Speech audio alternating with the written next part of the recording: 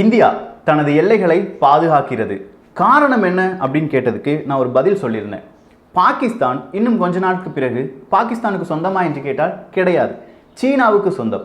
மே 17ஆம் தேதி world health அசம்பிளியில் சீன அரசாங்கம் முக்கியமான அறிவிப்பை கொடுக்கிறார்கள். எங்களுடைய நண்பர்களை, குறிப்பாக பாகிஸ்தானி நண்பனை நான் எக்காரணம் கொண்டும் விட்டு கொடுக்க மாட்டேன் அப்படிங்கிற ஒரு வார்த்தையை சொல்கிறார். ஏன் பாகிஸ்தான் நண்பனை விட்டு கொடுக்க மாட்டேன் அப்படின்னு சொல்லி சீன அரசாங்கம் சொல்ல வேண்டும்? பாகிஸ்தானுக்கு வரப்போகும் பிரச்சனைகள் என்ன? பாகிஸ்தான் இந்த பிரச்சனையிலிருந்துலாம் வெளியில வந்துருமா? முழுவதுமாக இந்த ஒரு பதிவில் பார்த்து விடலாம். அன்பு தமிழஞ்சங்களுக்கு தமிழ் பொக்கிஷத்தின் வணக்கங்கள்.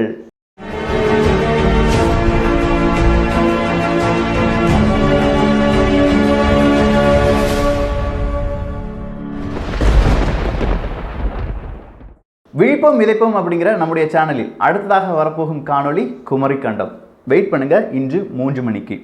ஸோ பாகிஸ்தான் அப்படின்னு சொல்லும்போது நம்முடைய அண்டை நாடு, அவ்வளோதான். நட்பு நாடுலாம் சொல்லவே முடியாது. இந்தியாவுக்கும் பாகிஸ்தானுக்கும் ஆகவே ஆகாது. ஒரு கட்டத்துக்கு மேலே இந்தியாவும் பாகிஸ்தானும் எதிரிகளாகவே மாறிவிட்டார்கள். எது நடந்தாலும், அது கிரிக்கெட்டாக இருந்தாலும் சரி, யுத்தம் இருந்தாலும் சரி, 2 நாடுகள் சந்திக்கும் ஒரு நிகழ்வை உலக நாடுகள் திரும்பி பார்க்கின்றன அப்படின்னு சொல்லலாம்.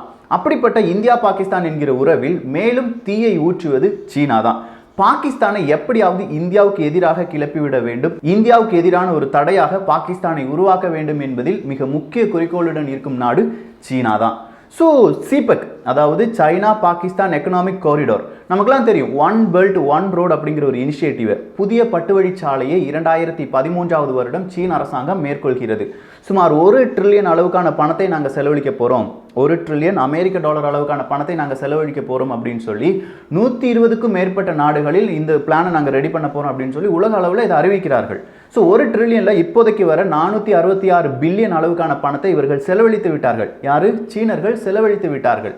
அதில் இந்த ஒன் பெல்ட் ஒன் ரோட் அப்படின்னு சொல்கிற அந்த பெயர், ஒன் என்கிற ஒரு வார்த்தை வருவதால், ஒன் வேர்ல்டாக இருக்கட்டும், இல்லாட்டி ஒன் கரன்சியாக இருக்கட்டும், இது மக்களிடையே பெரிய ஒரு அச்சத்தை ஏற்படுத்தும். அதனால் அந்த ஒன் அப்படிங்கிற வேர்டை எடுத்து நீக்க வேண்டும் என்று சீன அரசாங்கம் முடிவு செய்து பெல்ட் அண்ட் ரோடு இனிஷியேட்டிவாக மாறுகிறது. அதை தான் BRI என்று சொல்கிறோம். அந்த BRI வழியாக சீனாவுக்கும் பாகிஸ்தானுக்கும் இடையே பலவிதமான ஒப்பந்தங்கள் கையெழுத்தாகின்றன.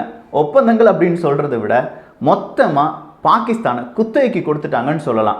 ஏன்னா கிட்டத்தட்ட இதுவரையிலும் 2019 ஜூன் மாதம் பாகிஸ்தானுடைய மொத்த பொருளாதாரத்தின் ஒரு லிஸ்ட் என்பது தயாரிக்கப்படுகிறது. அந்த லிஸ்ட்ல சிபெக் வழியாக, சைனா பாகிஸ்தான் எக்கனாமிக் காரிடார் வழியாக முழுவதுமாக எனர்ஜி மட்டுமே, அதாவது மின்சாரம் தயாரிக்கும் முறையாக இருக்கட்டும், மின்சாரம் சார்ந்த தொழிற்சாலைகளாக இருக்கட்டும், இதற்காக மட்டுமே சிபெக்கில் முக்கியத்துவம் கொடுக்கப்பட்டிருக்கிறது.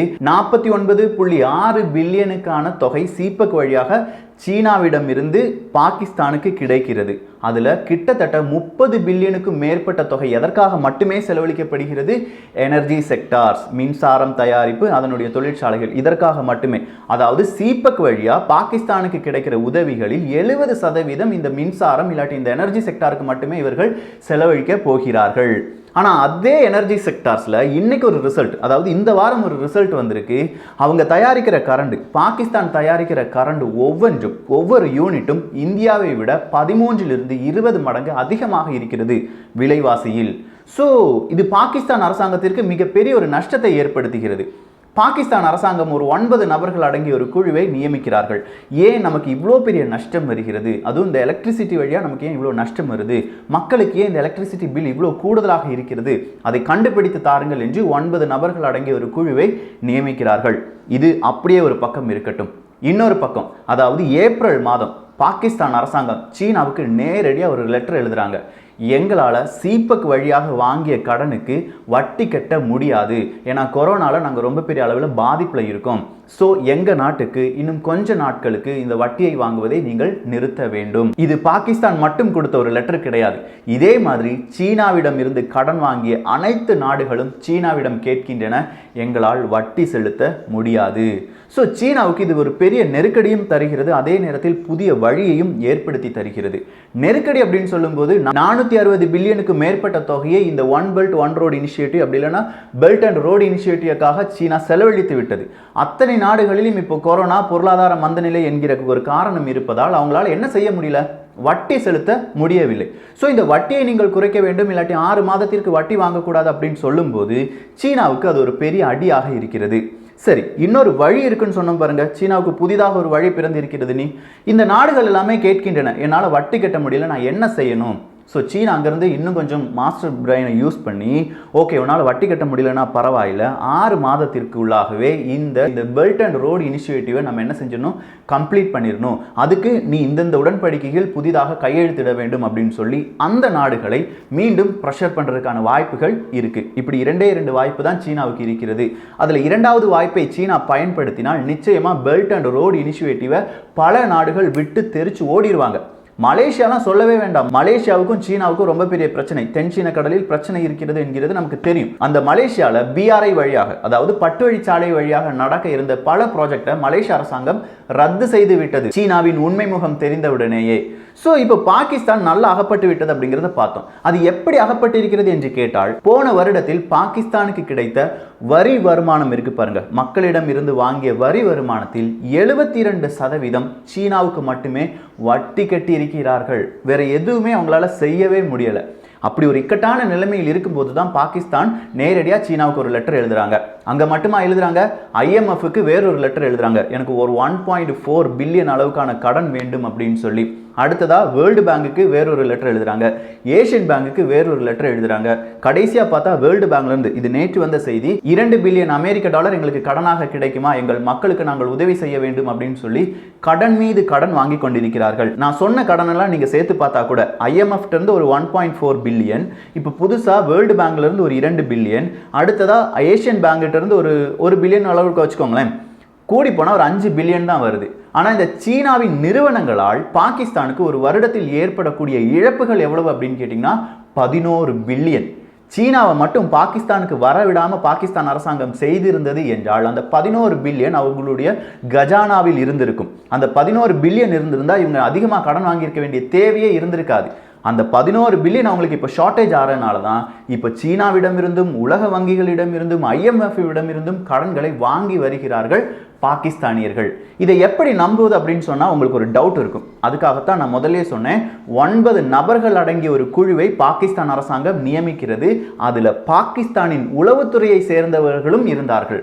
ஏன்னா வேறு வழி கிடையாது. பாகிஸ்தான் என்று சொல்லும்போது அதை அரசாங்கம் ஆள்கிறதா, இராணுவம் ஆள்கிறதா என்கிற ஒரு கேள்விக்கு இன்றளவும் உலக நாடுகளால் பதில் கூறவே முடியாது. 2 நபர்களுக்கும் அந்த ஆட்சியில் பங்கு இருக்கிறது என்று சொல்லலாம். இம்ரான்கான் அவர்கள் சூப்பரா பாகிஸ்தானை வழி நடத்துகிறார் அப்படின்னு சொல்லி கூவின ஒரு கூட்டம் இங்க இருக்கு. அந்த கூட்டத்துக்கு ஒரே ஒரு சின்ன பதிலடி என்னன்னா, இம்ரான்கான் வருவதற்கு முன்பாக பாகிஸ்தானுடைய கடன் 28.7 ட்ரில்லியன், அதாவது பப்ளிக் டெப்ட் அப்படின்னு சொல்லுவாங்க. இன்னைக்கு பாகிஸ்தானுடைய பப்ளிக் டெப்ட் எவ்வளவு அப்படின்னு கேட்டிங்கன்னா 37.5 ட்ரில்லியனுக்கு மேற்பட்ட தொகை. ஸோ கிட்டத்தட்ட 10 ட்ரில்லியன் அளவுக்கான கடன் தொகை கூடியிருக்கிறது. இது வெறும் 2 வருடங்களில். நன்றாக கவனித்துக் கொள்ளுங்கள், வெறும் 2 வருடங்களில். இந்தியா கடன் வாங்கலையா, பாகிஸ்தான் கடன் வாங்குறத மட்டும் இவ்வளோ பெருசாக சொல்றியே அப்படின்னு கேட்டால், பாகிஸ்தானையும் இந்தியாவையும் பொருளாதார ரீதியில் கம்பேர் பண்ணவே முடியாது. ஏன்னா இந்தியாவின் பொருளாதாரம் அவங்களுடைய ஜிடிபியில் கடனாக நம்ம பார்த்தாலுமே ஒரு 60லிருந்து 72% அப்படின்னு சொல்லலாம். ஆனால் பாகிஸ்தானின் ஜிடிபியை பொறுத்த வரைக்கும் அவங்களுடைய கடன் தொகை அவங்களுடைய ஜிடிபியில் 91% இருக்கிறது. இன்னொரு 5-6 வருடங்கள் இதே மாதிரி அவங்க கடன் வாங்கிட்டு இருந்தாங்கன்னா அவங்க மொத்த சம்பாத்தியமும் அவங்களுடைய கடனை செலுத்துவதற்காக மட்டுமே இருக்குமே தவிர மக்களுக்கு எந்தவித நல்ல விஷயங்களையும் பாகிஸ்தான் அரசாங்கத்தால் செய்ய முடியாது. சீனாவுக்கு அடிமையாக மட்டுமே இருக்க முடியும். அதனால தான் நம்ம சொன்னோம், சீனாவுக்கு அடிமையாக பாகிஸ்தான் மாறிக்கொண்டிருக்கிறது. பாகிஸ்தான் வழியாக இந்தியாவுக்குள் ஊடுருவ மிகப்பெரிய ஒரு திட்டத்தை சீன அரசாங்கம் செய்து கொண்டிருக்கிறது. அதை முறியடிப்பதற்காக இந்தியாவின் எல்லையை பலப்படுத்த வேண்டியது இந்தியாவின் இப்போதைய மிக முக்கியமான ஒரு கடமையாக நாம் பார்க்க வேண்டியதாக இருக்கிறது. அந்த 9 நபர்கள் அடங்கிய ஒரு குழு இருந்தது அப்படிங்கிறத நம்ம பார்த்தோமே. அவங்க 278 பக்கம் நிறைந்த ஒரு ரிசல்ட்டை கவர்மெண்ட்ட கொடுக்குறாங்க. அந்த ரிசல்ட் என்ன சொல்லுவாங்கன்னா, committee for power sector audit result, இல்லாட்டி சர்க்குலர் டெப்ட் reservation and future road map அப்படின்னு சொல்லுவாங்க. அந்த ரோட் மேப்பை பார்க்கும்போது தான் மக்களுக்கு பலவிதமான தனியார் நிறுவனங்கள், அதாவது சீனாவை சேர்ந்த தனியார் நிறுவனங்கள் பவர் பிளான்ட் வைக்கிறோம் அப்படிங்கிற பெயரில் 10லிருந்து 60% லாபத்தை உரிந்து எடுத்துக்கொள்கிறார்கள். அவங்க, அதாவது பாகிஸ்தான் கணக்குப்படி அவங்களுடைய லாபம் வெறும் 15%-ஆகத்தான் இருக்க வேண்டும். யாருடையது? இந்த தனியாருடையது, இல்லாட்டி சீன அரசாங்கத்தினுடையது, சீன நிறுவனங்களுடையது. ஆனா அவங்க எடுக்கிற லாபம் 60%. இது பாகிஸ்தான் அரசாங்கத்துக்கே தெரியல. சோ பாகிஸ்தான் அரசாங்கம் 15% லாபத்தை மட்டுமே அவங்க எடுக்கிறாங்க அப்படின்னு நம்பிட்டு இருக்கும்போது பாகிஸ்தானுக்கு கிடைக்கும் லாபம் 10%லிருந்து 2% அங்கே குறைக்கப்பட்டது. இப்படி கொஞ்சம் கொஞ்சமா இந்த ஒரு 1-2 வருடங்களில் அவங்க அடைந்த நஷ்டம் மட்டுமே 11 பில்லியனுக்கு மேல் அப்படின்னு சொல்லலாம். ஒரு பவர் செக்டாரை நாங்கள் உங்களுக்காக அமைத்து தருகிறோம், ஒரு நிறுவனத்தை நாங்கள் அமைத்து தருகிறோம், 2 பில்லியன் போதும் அப்படின்னு சொல்லி சீன அரசாங்கம் பாகிஸ்தானிடம் வந்து கையெழுத்து வாங்க அந்த கம்பெனி இல்லாட்டி அந்த நிறுவனத்தை தொடங்குவதற்காக 2 பில்லியன் அப்படின்னு சொல்லி முதல்ல சைனா அரசாங்கம் சொல்லும். அதை செய்து வரும்போது 7 பில்லியன் ஆயிருச்சு, 8 பில்லியன் ஆயிருச்சு, நாங்க என்ன செய்ய அப்படின்னு சொல்லி கேட்பாங்க. பாகிஸ்தானால் அதை மறுக்க முடியாது. சரி, இவ்வளவு செஞ்சிட்டில, அதையும் செய்து கொள் அப்படின்னு சொல்லி பாகிஸ்தான் அரசாங்கம் சம்மதிக்கிறது. அப்படி 7 பில்லியன் அளவுக்கான அந்த பணத்தை செலவழித்தாலும் அதிலிருந்து உற்பத்தியாகும் மின்சாரத்தின் அளவும் குறைவாகத்தான் இருக்கிறது. ஆனா அந்த மின்சாரம் தயாரிக்கும் தயாரிப்பு செலவு அதிகமாக இருக்கிறது. ஒவ்வொரு நேரத்திலையும் இந்தியாவிலிருந்து ஒரு ரிப்போர்ட் வெளியானது அப்படிங்கிறத நம்ம பார்த்தோம். அந்த ரிப்போர்ட்ல என்ன சொல்றாங்கன்னா, பாகிஸ்தானில் உருவாக்கப்பட்டிருக்கும் ஒரு நிறுவனம் இந்தியாவில் அதே நிறுவனம் உருவாக்க வேண்டும் என்றால் 234% குறைவான தொகை போதும் என்று சொல்கிறார்கள். அப்படின்னா அங்கே பாகிஸ்தான் ஏமாற்றப்படுகிறது. இது தெரியாம, ஒருவேளை இது இப்போ பாகிஸ்தானுக்கு தெரிந்திருப்பதற்கான வாய்ப்புகள் இருக்கிறது.